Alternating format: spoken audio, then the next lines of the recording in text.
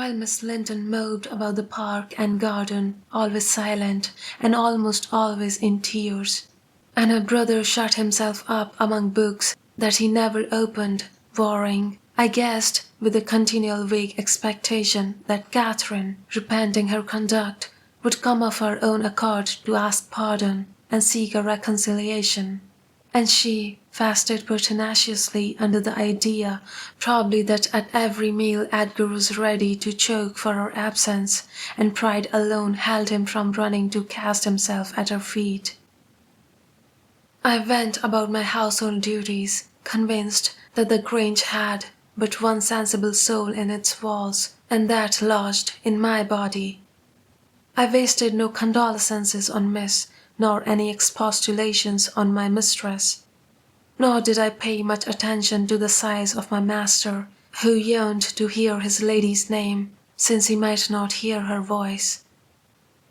I determined they should come about as they pleased for me, and though it was a tiresomely slow process, I began to rejoice at length in a faint dawn of its progress, as I thought at first. Mrs. Linton on the third day unbarred her door, and having finished the water in her pitcher and decanter, desired a renewed supply, and a basin of gruel, for she believed she was dying. That I sat down as a speech meant for Edgar's ears. I believed no such thing, so I kept it to myself and brought her some tea and dry toast. She ate and drank eagerly and sank back on her pillow again, clenching her hands and groaning. "Oh, I will die," she exclaimed. "Since no one cares anything about me, I wish I had not taken that." Then a good while after I heard her murmur, "No, I'll not die. He would be glad.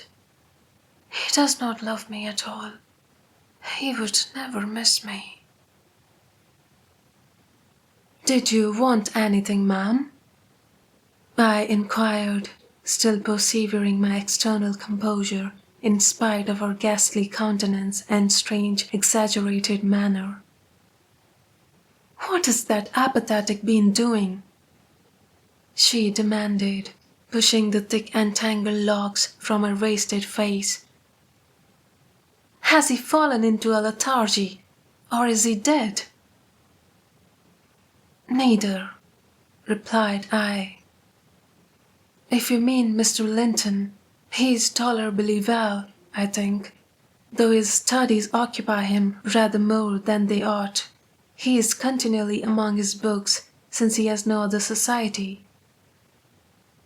I should not have spoken so if I had known her true condition, but I could not get rid of the notion that she acted a part of her disorder. "Among his books!" she cried, confounded. "And I dying, I on the brink of the grave. My God, does he know how I am altered?" continued she, staring at her reflection in a mirror hanging against the opposite wall. "Is that Catherine Linton? He imagines me in a pet, in play perhaps. Cannot you inform him that it is frightful earnest? Nelly, if it be not too late, as soon as I learn how he feels, I'll choose between these two. Either to starve at once, there would be no punishment unless he had a heart, or to recover and leave the country. Are you speaking the truth about him now? Take care. Is he actually so utterly indifferent for my life?" "Why, ma'am," I answered, "the master has no idea of your being deranged, and of course he does not fear that you will let yourself die of hunger." "You think not? Cannot you tell him I will?" she returned. "Persuade him. Speak of your own mind. Say you are certain I will."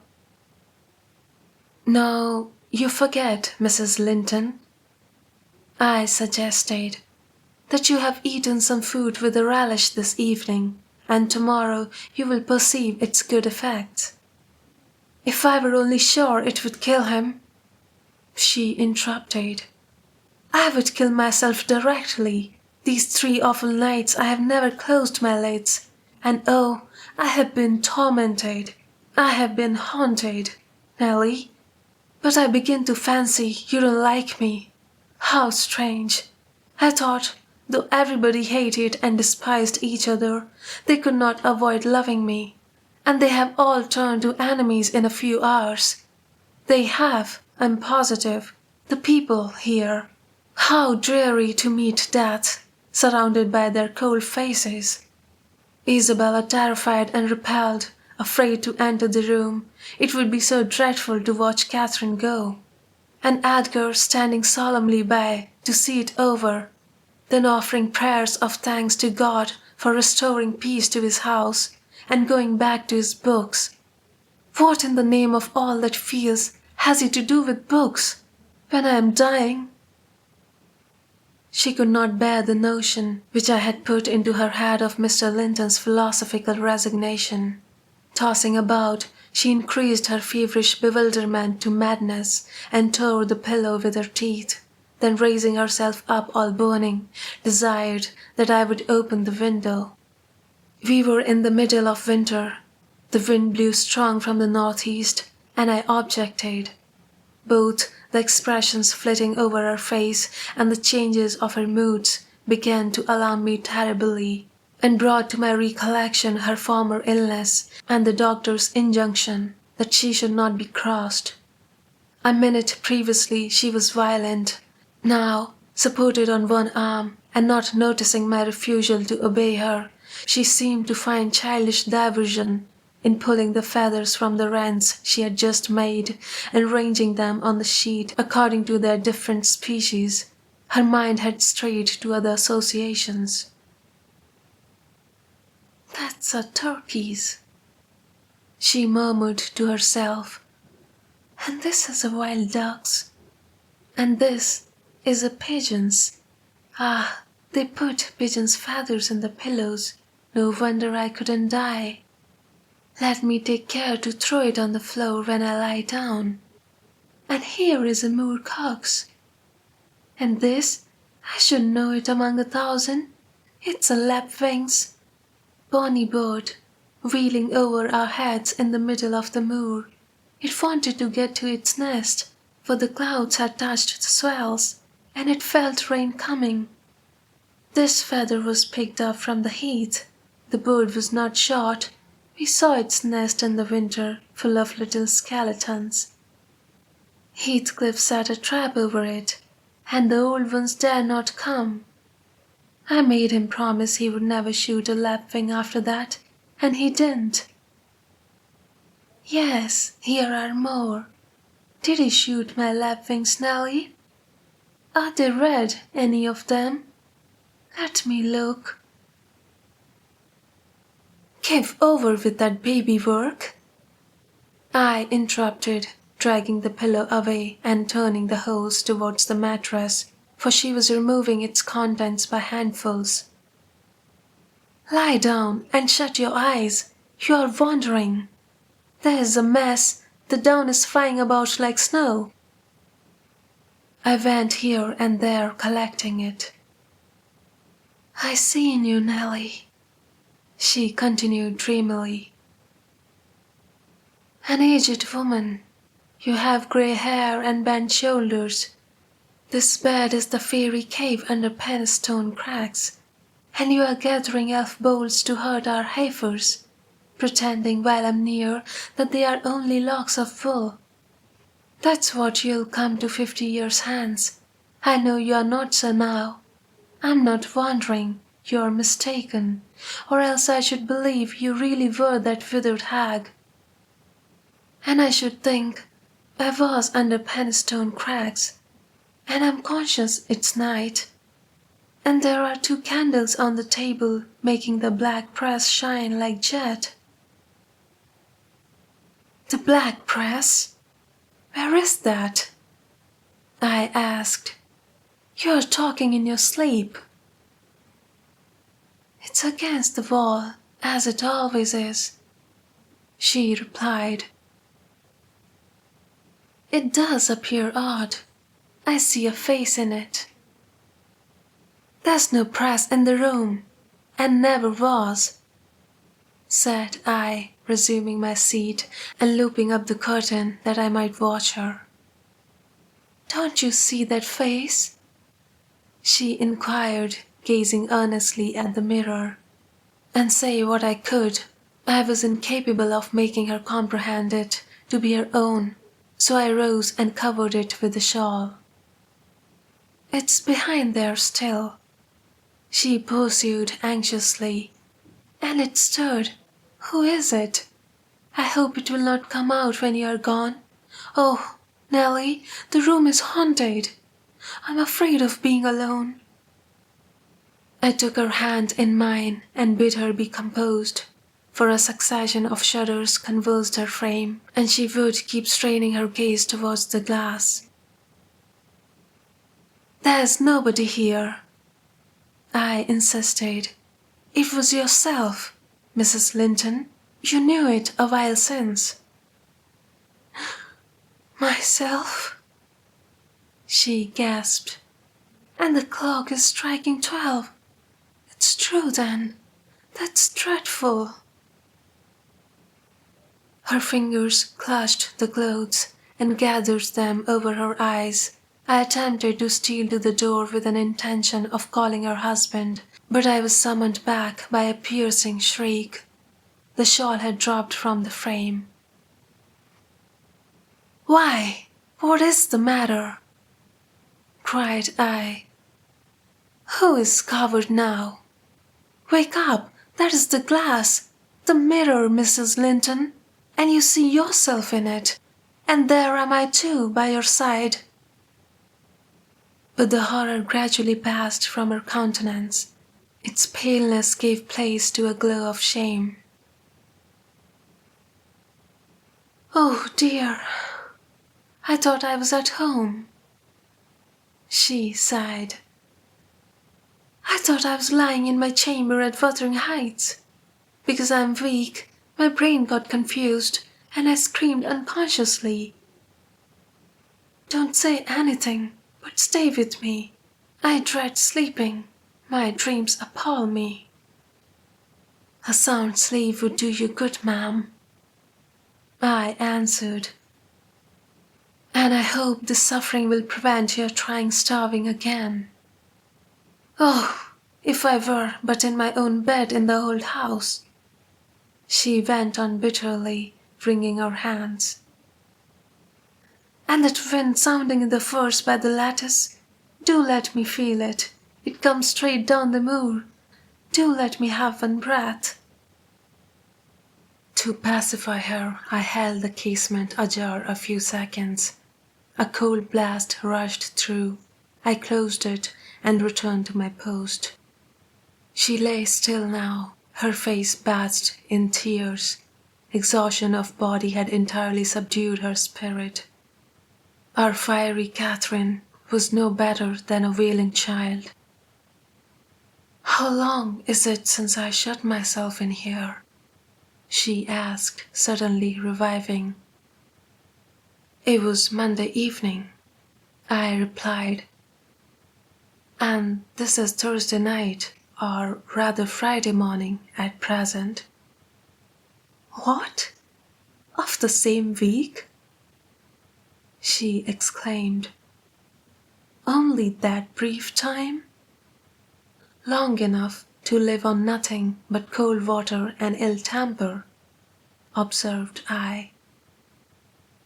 Well, it seems a worry number of hours, she muttered doubtfully. It must be more. I remember being in the parlour after they had quarrelled, and Edgar being cruelly provoking and me running into this room desperate. As soon as ever I had barred the door, utter blackness overwhelmed me, and I fell on the floor.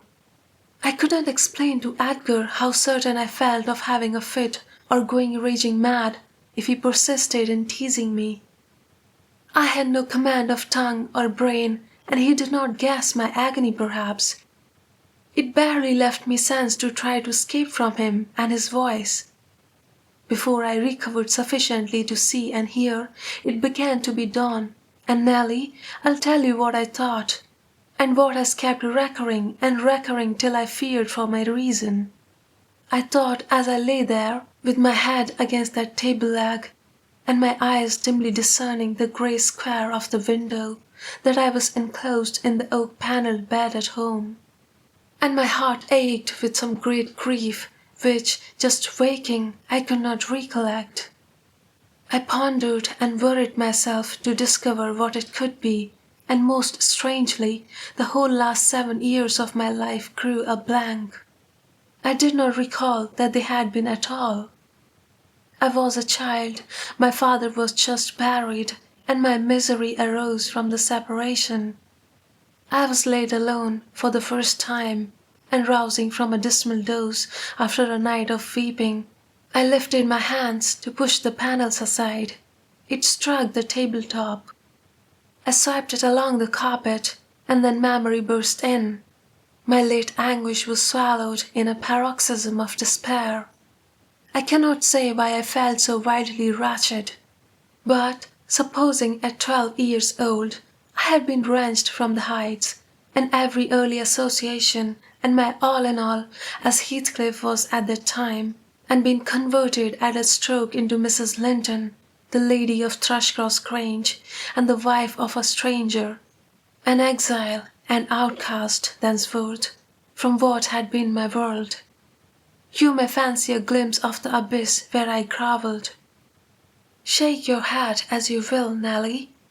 You have helped to unsettle me. You should have spoken to Edgar. Indeed you should, and compelled him to leave me quiet. Oh, I'm burning. I wish I were out of doors. I wish I were a girl again, half savage and hardy and free, and laughing at injuries, not maddening under them. Why am I so changed? Why does my blood rush into a hell of tumult at a few words? I'm sure I should be myself were I once among the heather on those hills. Open the window again wide, fasten it open. Quick, why don't you move? Because I won't give you your death of cold, I answered. You won't give me a chance of life, you mean? She said sullenly.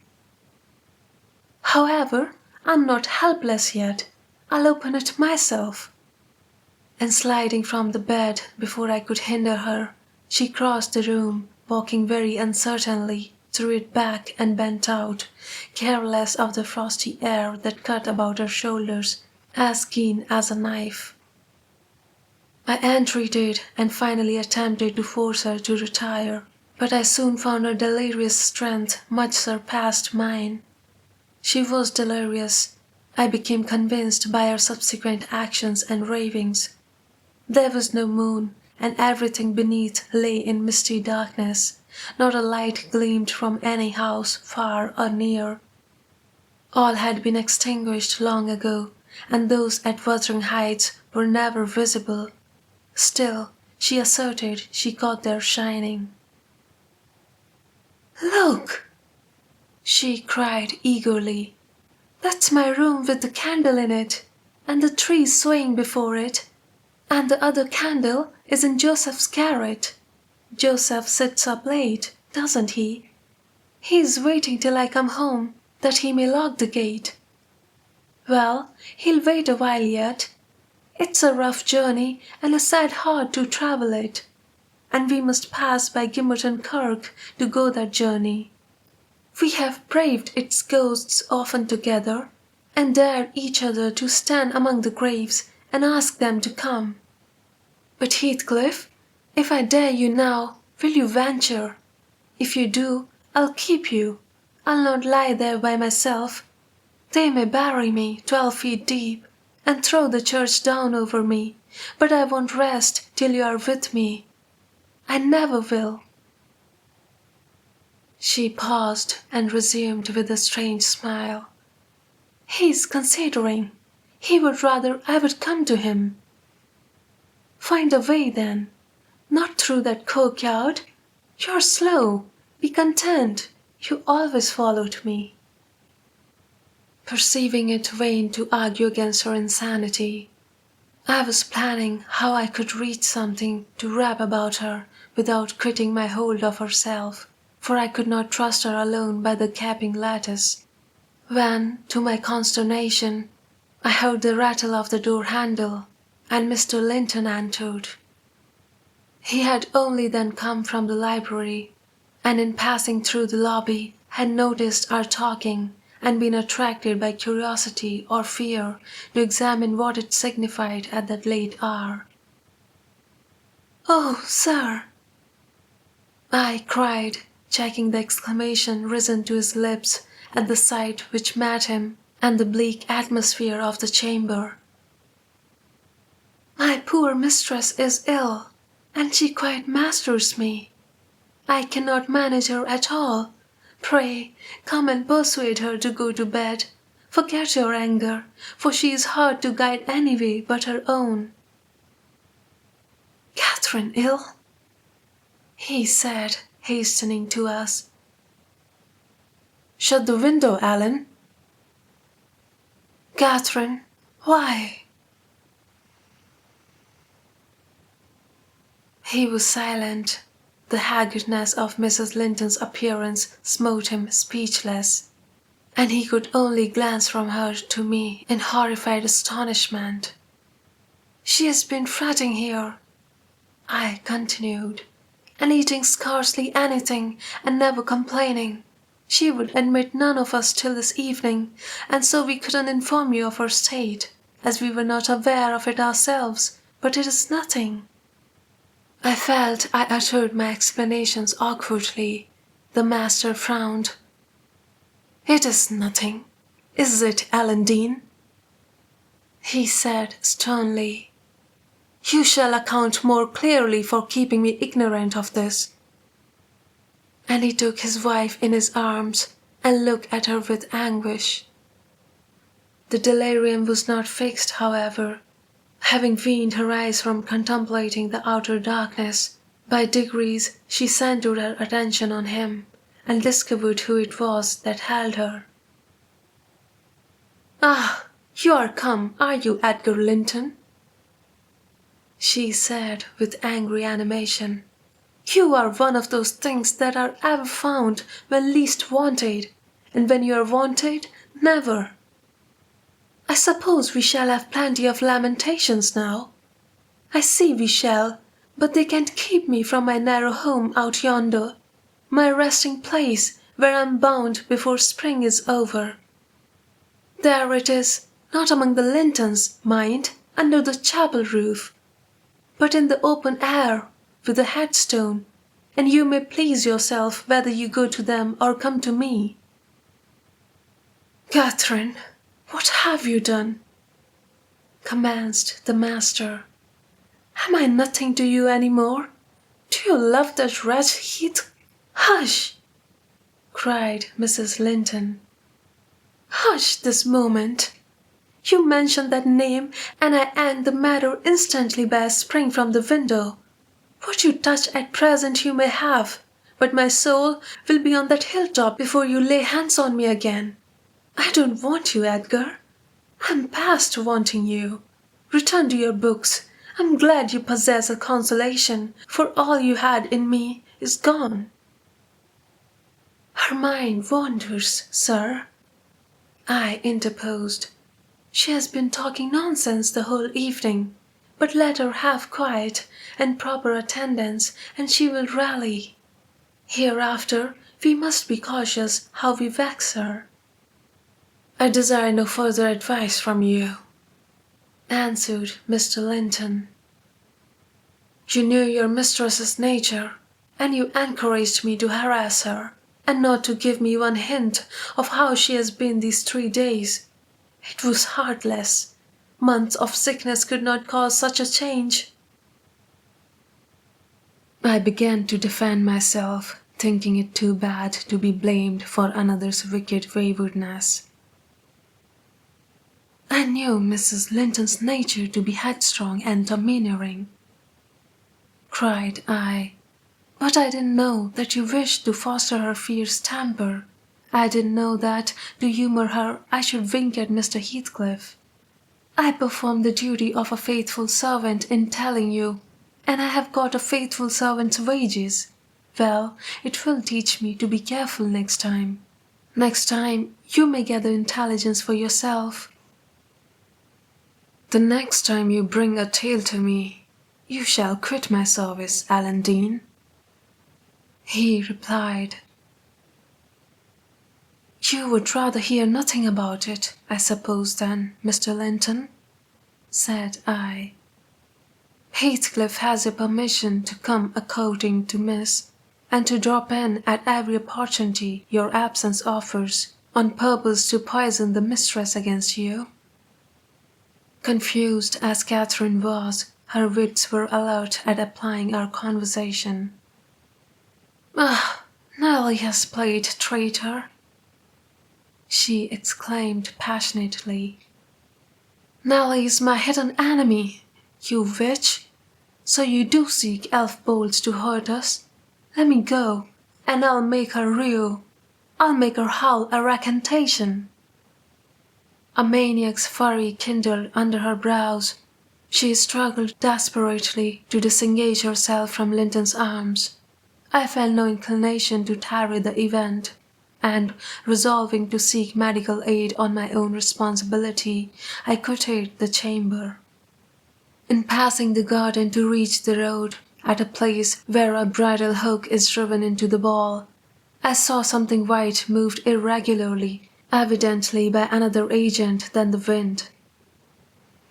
Notwithstanding my hurry, I stayed to examine it, lest ever after I should have the conviction impressed on my imagination that it was a creature of the other world. My surprise and perplexity were great on discovering by touch more than vision Miss Isabella's Springer Fanny, suspended by a handkerchief and nearly at its last gasp. I quickly released the animal and lifted it into the garden. I had seen it follow its mistress upstairs when she went to bed, and wondered much how it could have got out there, and what mischievous person had treated it so. While untying the knot round the hook, it seemed to me that I repeatedly caught the beat of horses' feet galloping at some distance. But there were such a number of things to occupy my reflections that I hardly gave the circumstance a thought, though it was a strange sound in that place at 2 o'clock in the morning. Mr. Kenneth was fortunately just issuing from his house to see a patient in the village as I came up the street, and my account of Catherine Linton's malady induced him to accompany me back immediately. He was a plain, rough man, and he made no scruple to speak his doubts of her surviving the second attack, unless she were more submissive to his directions than she had shown herself before. "Nelly Dean," said he, "I can't help fancying there is an extra cause for this. What has there been to do at the Grange?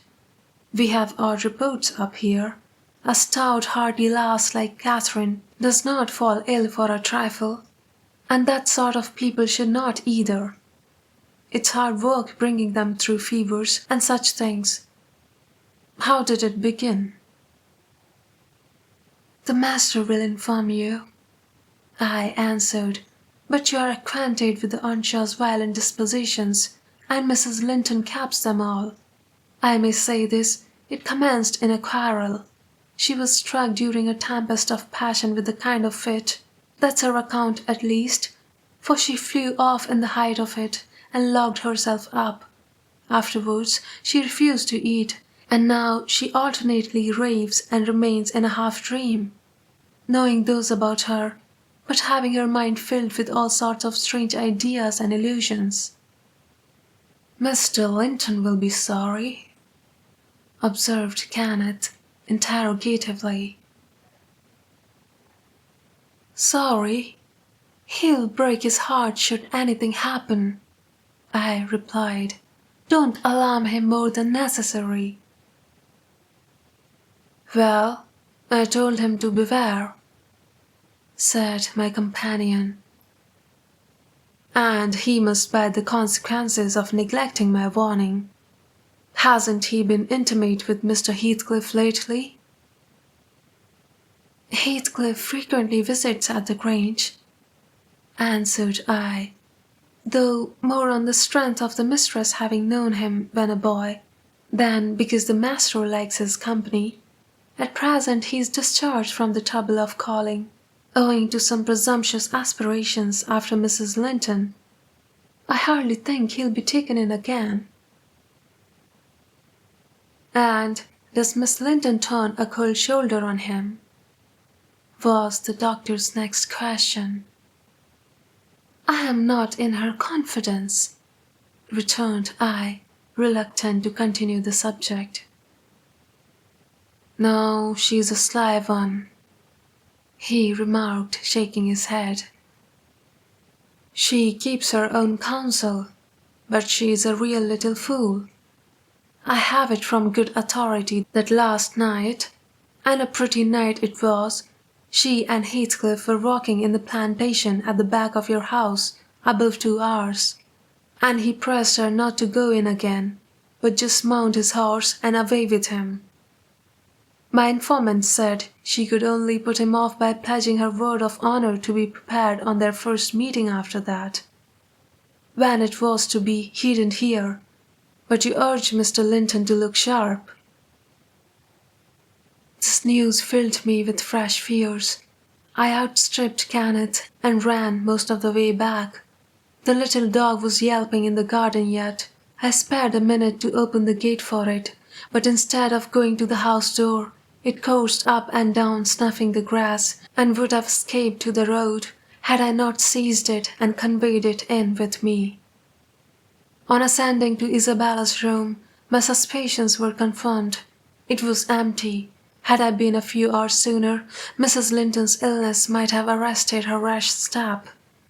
But what could be done now? There was a bare possibility of overtaking them if I pursued instantly. I could not pursue them, however, and I dared not rouse the family and fill the place with confusion. Still less unfold the business to my master, absorbed as he was in his present calamity, and having no heart to spare for a second grief. I saw nothing for it but to hold my tongue and suffer matters to take their course, and Kenneth being arrived, I went with a badly composed countenance to announce him. Catherine lay in a troubled sleep. Her husband had succeeded in soothing the access of frenzy.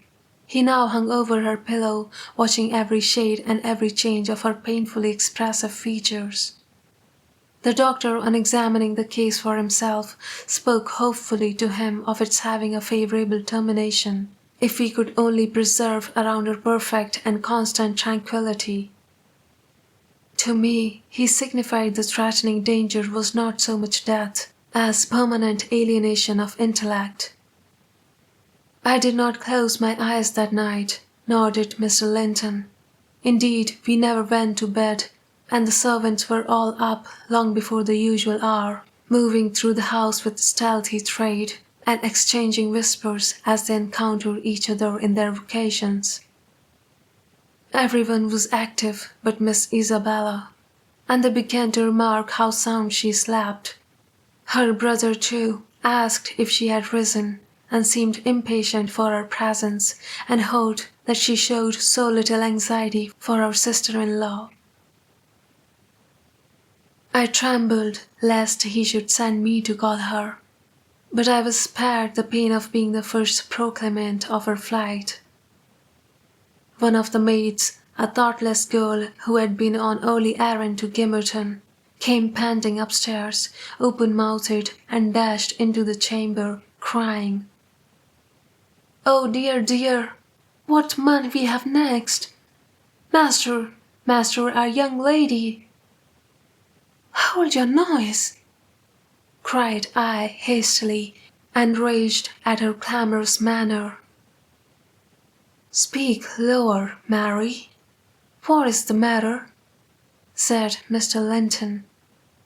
"What ails you, young lady?" She's gone! young Heathcliff's run off with her," gasped the girl. "That is not true," exclaimed Linton, rising in agitation.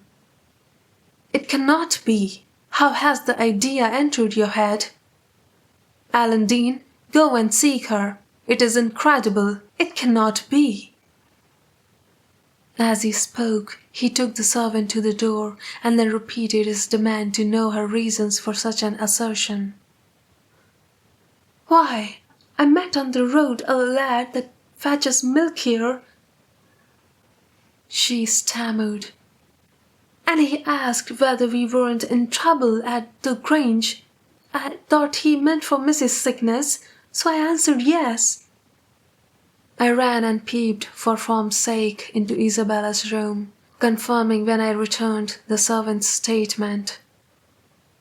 Mr. Linton had resumed his seat by the bed.